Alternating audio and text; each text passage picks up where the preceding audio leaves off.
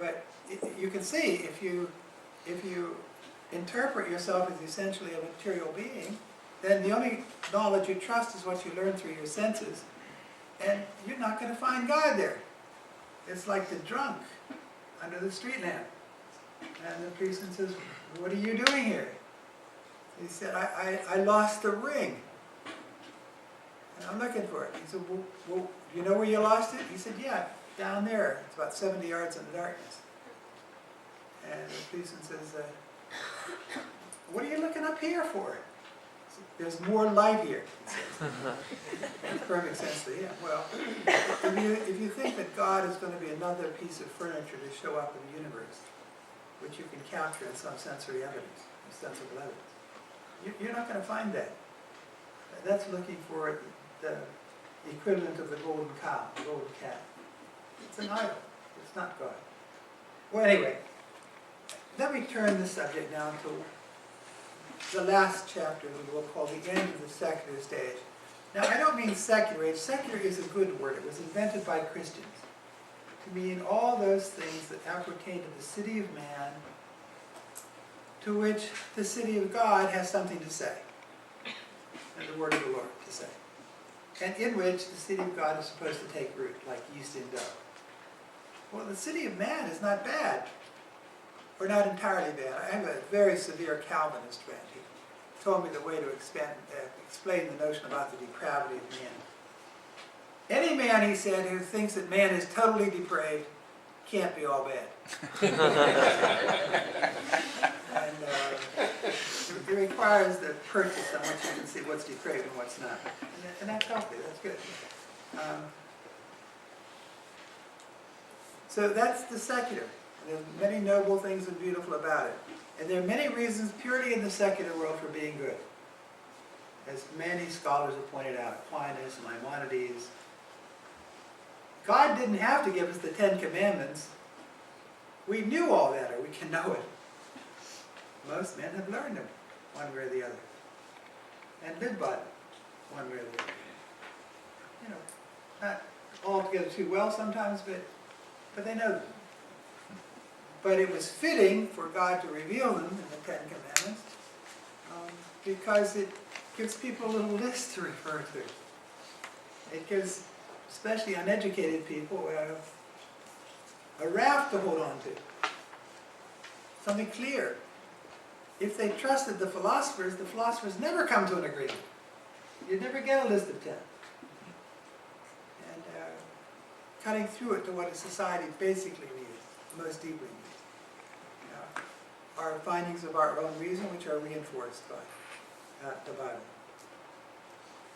But I'm just trying to emphasize, you don't have to be a Christian or a Jew to learn how to live a good life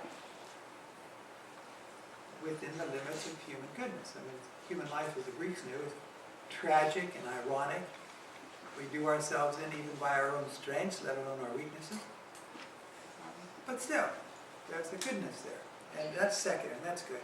Secular is when you think that this world, the world of our bodies particularly, is all that there is. It's a closed office, closed to the transcendent, the numinous, the sacred. It's trying to interpret the world as matter-of-factly as gentlemen feel in the city club in New York after a splendid lunch, smoking a big cigar. That's what the secularist view is. It's a comfortable horizon within which you don't need anything else. And don't think about anything else. Okay. Now, Jürgen Habermas is probably Europe's most well-known public atheist and intellectual. He's writing and lecturing all the time on a series of subjects. After September 11, though, he changed quite dramatically. He pointed out that September 11 taught him that the atheism which he had thought was slowly growing and would spread everywhere, in the next 50 years or so, is in fact a tiny island on a turbulent sea of belief, about which he thought he felt he now knew nothing, or very little. And he thought the view that atheists had of themselves, secularists had of themselves, was much too narrow to encompass the human was saying it of himself, and he meant his peers, his colleagues.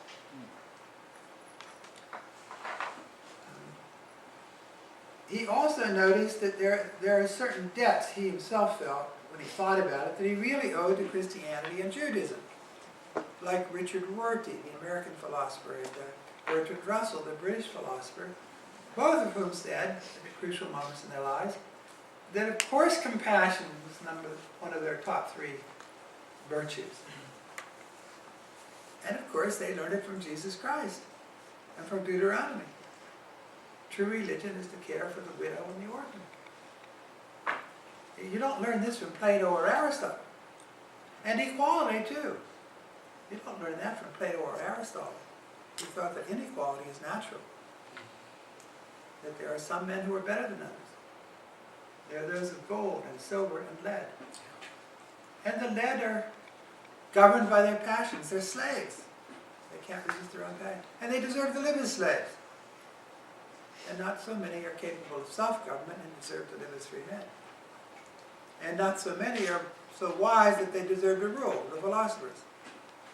Philosophers always think philosophers should rule. Engineers always think engineers should rule. It's like that. It's not so hard to understand. So Habermas began to doubt that secular people even had the capacity to be honest about themselves. They refused to recognize that the great values of the Enlightenment, liberty, fraternity, equality, are actually owed to Christianity, which learned them from Judaism. Fraternity, clearly, that we're all brothers and sisters of one Creator, one Father, is not a Greek teaching or a Roman teaching. You won't even find it in many modern philosophers. Some you will. But his point is they more likely than not owe this to an inheritance which they refuse to recognize. The same with equality. It's Judaism and Christianity who announce to us that no matter how powerful or how wealthy you are, that doesn't impress God. I mean, you're still a very imperfect, limited creature, like everybody else in God's eyes. Even though we're all unequal, God loves us in our variety, but we're all equal in the sense that He judges us truly. And you're not going to bluff Him by being rich or being powerful. And the same with liberty. After all, St. Paul knocked off his horse, is addressed by the figure on the horse, addressed by the figure that appears before him, whom he recognizes as Jesus, but he's never met Jesus in his life. And the figure says to him, Saul, Saul, his name, why persecutest thou me? And St. Paul never met the man. How was he persecuting him? But he did hold the cloaks of some people who were stoning one of his disciples, Stephen, to death. It's one of the first acts of the apostles. And others were stoned to death. And put to death in many other ways.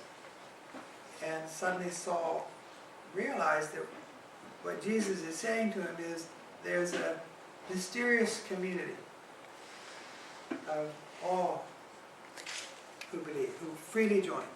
And then Paul has to choose against his own upbringing, not against his former religion, but to expand it to what he and other Christians thought was its fulfillment, and against his own parents. In other words, it came down to individual liberty, and it always does. And that's why, from that time forward, the individual gets a singular position in the Western tradition. Autobiography begins. At a later time, the novel begins. But focus on the individual in history. That's a Jewish theme.